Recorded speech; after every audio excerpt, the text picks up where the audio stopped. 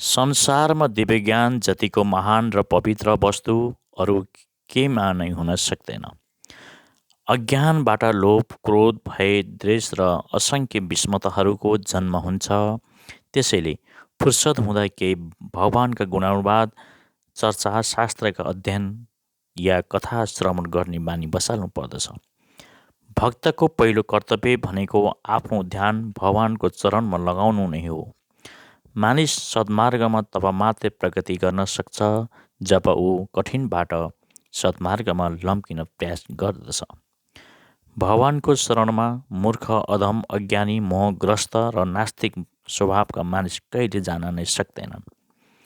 जुनसुकै मानिसलाई पनि आफ्नो स्वभाव मोह जस्तो मिठो लाग्दछ। सासाना झरना खोला नदीमा मिलन हुन्छ, नदी गएर समुद्रमा मिलन हुन्छ अनि समुद्र बादल वर्षा यस्तै प्रकृतिको रूपमा घुमिरहने हुन्छ। सबै धर्महरू एक अर्कामा विद्यमान नै हुन्छन्। सबै धर्मको मालिक एकै हुन्। कुनै प्रति निन्दा, खेद प्रकट गर्नु नै हुँदैन। समुद्रमा शङ्ख, सिपी, मोती लगायत मूल्यवान रत्नहरू हुन्छन् भने धर्ममा पनि मूल्यवान शिक्षा, ज्ञान जस्तै आर्य सत्य, विशुद्ध साधना, गुण, शक्ति, तत्त्वज्ञान लगायत आत्मजागृतिका मार्गहरू हुन्छन्। सबै अस्तित्व र अस्तित्व, जन्म, मृत्यु, एक अनेक, दृश्य अदृश्य, आउनु जानु, सत असत, घट्नु बढ्नुको कहिले स्थिर रहँदैन। सबै प्रकृतिको स्वभाव हो। सन्तोष, सरलता, गम्भीरता, आत्मस्वयं र जीवनको शुद्धता यी सबै हाम्रो मनकै तपस्या हुन्।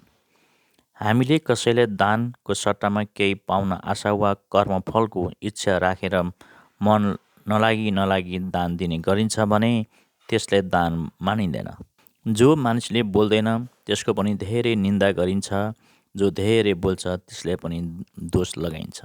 भगवान भन्नुहुन्छ, म नै सम्पूर्ण आध्यात्मिक तथा भौतिक जगतको उत्पत्तिको स्रोत हुँ। स्वस्तिक भन्नाले शुभम मङ्गलम अर्थात् श्री गणेश भगवानको स्वरूपलाई मानिन्छ। शरीर होस् या कुनै वस्तु, सबैको गति एउटै हुन्छ। एक दिन ढिलो छिटो अन्त्य अवश्य सबैको हुन्छ। कुनै स्त्रीहरूको इच्छा अनुसार रसरङमा लागि नहाल्नु, किनकि पछि विपत्तिमा पनि पर्न सकिन्छ। माता पिता अनि गुरु मान्यजनहरूको मुखबाट निस्कने बोली शब्दलाई उपदेश हो भन्ने सम्झनु पर्दछ। हामीले बोल्न जान्दछौँ त राम्रो मिठो बोली बोलौँ त कहिले अरूको चित्त पनि नदुखाउँ।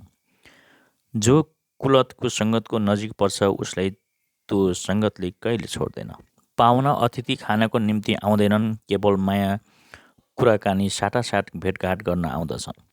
जुन व्यक्तिले शक्तिशाली स्वआत्माको दर्शन गरेका हुन्छन् नि त्यस्ता व्यक्तिले सबैलाई कल्याण अनि मार्ग दिशित गर्न पनि जानेका हुन्छन्। सबै औषधिले शक्ति दिँदैनन् अनि सबै पुस्तकले पनि ज्ञान दिन सक्दैन। हामी गर्न सक्छौँ त आफू सम्मानित हुने कार्य गरौँ, तर कहिले अरूलाई अपमानित पनि नगरौँ। जसले शिर उठाउन सिकाएको हुन्छ उसको अगाडि शिर झुकाउनु पर्दछ।